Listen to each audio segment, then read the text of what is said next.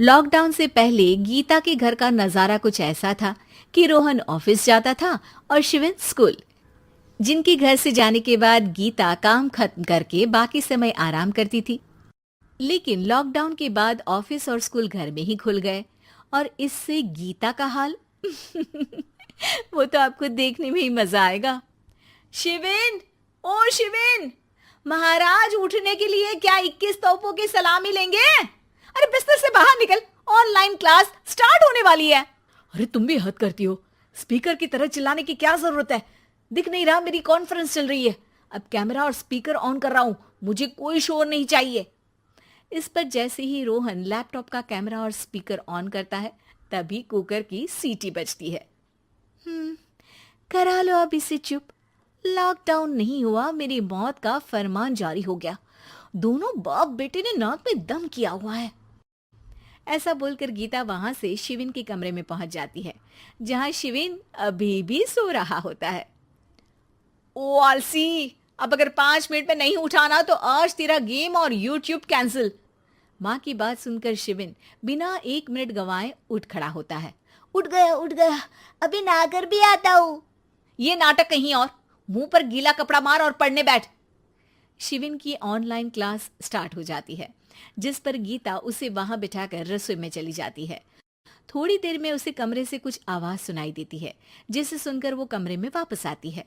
हाय राम, तुझे class attend करने के लिए बोला था, कैमरा ऑफ करके बिस्तर पर नाचने के लिए नहीं बोला था। मम्मी मुझे कुछ समझ नहीं आ रहा, आप बाद में पढ़ा देना ना, वैसे भी अटेंडेंस तो लगी गई है। हाँ हाँ बेटा, जरूर बन जा। तू अभी से हम सबका बाप बन जा। अरे नहीं मतलब कहाँ से लाते हो इतना दिमाग, और पढ़ाई करते हुए ये चला कहाँ जाता है? नाइस क्वेश्चन, दिमाग से पूछकर बता दूंगा। शिविन की बातों से परेशान होकर गीता उसे मारने के लिए जैसे ही आगे बढ़ती है तभी वो कमरे से बाहर भाग जाता है। अब शिविन आगे आगे और गीता हाथ में चप्पल पकड़े उसके पीछे पीछे पूरे घर में दोनों घूम रहे होते हैं। इसी बीच वो रोहन के पास पहुंच जाता है और शिविन को मारने वाली चप्पल रोहन के लैपटॉप पर जाकर गिरती है। ओए माँ! मम्मी, अब पापा को चप्पल मार रही हो? वो आज तक के रिपोर्टर, चुपचाप जाकर क्लास अटेंड कर ले, नहीं तो अगली तेरे पीछे लगेगी। इस पर शिविन वहां से चला जाता है, जिसके बाद रोहन गीता से कहता है, इस सर्कस के लिए कुछ बोलना चाहोगी? अरे क्या करूं, जब से तुम दोनों घर में रहने लगे हो, घर अपने आप ही सर्कस बन गया है और मैं तुम्हारी नौकर। कभी बेटी को संभालो तो कभी बाप के नखरे उठाओ। इन्हीं सब उथल पुथल में दिन बीतते रहते हैं, जिसमें हर रोज घर के अंदर कुछ नया सियप्पा खड़ा मिलता है, जो ज्यादातर शिविन और रोहन के ऑनलाइन स्कूल और ऑफिस से रिलेटेड ही होता है। एक सुबह, शिविन चल उठ, आज की क्लास जल्दी है। कैमरा ऑफ करके आप अटेंड कर लो।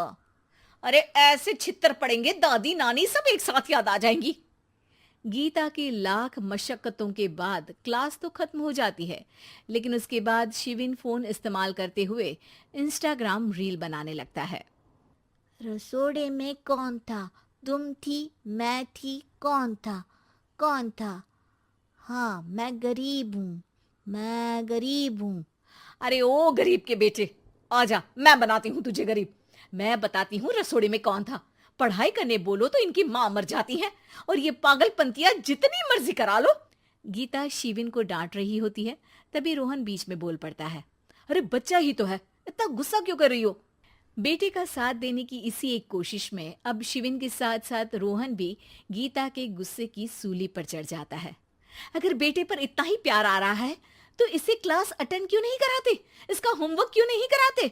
उस समय तो बहुत जल्दी मीटिंग आ जाती है, वो काम मैं करूं और यहाँ इस बेफिजुली की चीज में तरफदारी करके बन जाओ महान। हे भगवान, कोई तो इनके ऑफिस और स्कूल खुलवाओ, मैं इन्हें और घर में नहीं सह सकती। अरे कुछ और मांग लेती, क्योंकि तुम्हारी ये विश इस साल तो पूरी होने से रही, कोरोना। हाय नास पिटे ने जिंदगी ही बर्बाद कर दी।